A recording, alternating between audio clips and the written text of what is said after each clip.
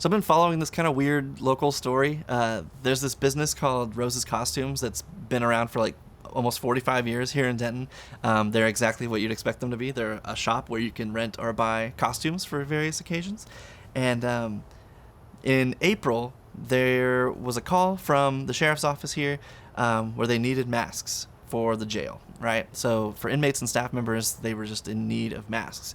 And so Rose's Costumes jumped into action. They got like 200 and something volunteers to help out so they could do it quickly. They got like sewing machines donated. They got like Joanne's donated fabrics for them because the jail needed specific colors for inmates and staff members. And they like even like Scrap donated elastic for them, and like Scrap's not even around anymore, right? Because the pandemic like killed them. But anyway, so Roses got into it and got everything rolling and made like thousands of masks and then donated them, right?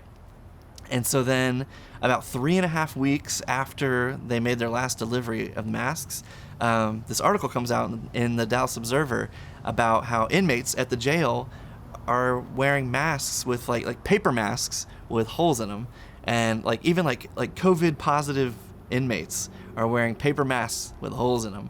And so obviously Rose Costumes is like, but like what about those masks that we made? Like where are those? And like just nobody answered them. Super weird. And so so the sheriff, Tracy Murphy, who you may remember from a few years ago, he was the guy who said that he would physically assault a trans woman who used the same bathroom as his daughter in a public restroom. So super upstanding guy, totally respect him, and he's just like a really good role model overall. So the guy just like won't respond, right? So he's like, there's no answer to like where the masks are and where they've been and why they're not getting used. So like obviously Rose Costumes super mad and not hearing from anybody, turns to social media, tells the story, and everybody's like, what, why? And so then everybody starts getting fired up about it. And then yesterday afternoon, all the masks that they had donated just showed up back on their doorstep, like still packaged as they were when they shipped them, and still with like no explanation. As far as I understand it, the only explanation that they've gotten is like the sheriff was like, well, we're using the paper masks and we're keeping those cloth masks in storage until the paper masks either like run out or like stop being easy, I guess. And which is like the most backwards. I mean, it was like, dude, like why would... Clearly the paper masks are back up, but whatever. So yeah, I don't even think there's a conclusion to this, but like basically Rose's Costumes did like this big post today, just kind of like spelling it all out and just being like, why did you not use them and why did you give them back? Like this is so strange and ridiculous and also infuriating if people in the jail are wearing like busted masks. So yeah, the whole thing's super weird. And hopefully there will be something, some kind of conclusion or at least a comment from them sometime soon. And if I hear anything, I'll let you know. But on a more positive note, I went by East Side today because I found out that they're doing like these cocktail kits, and it's kind of great. So like you can go and there's like a bunch of different ones. I don't remember all of them are, but there's like an old fashioned. There's a Kentucky Mule, which is what I got.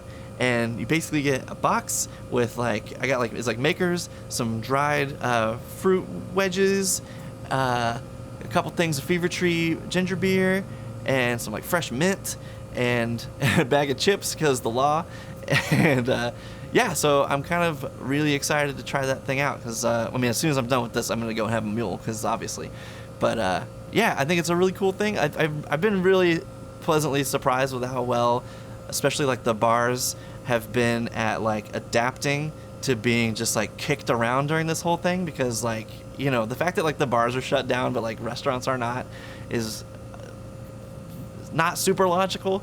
And so like a ton of breweries and bars are like struggling to stay alive right now, and I've been pleasantly surprised at how well they've been doing it, adapting and just like dealing with a crappy situation that they constantly are being thrown into. So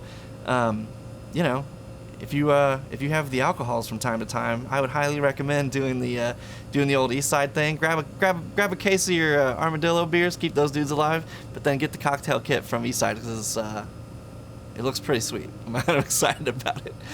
But yeah, so I think that's the whole thing for today. So I'll see you guys tomorrow.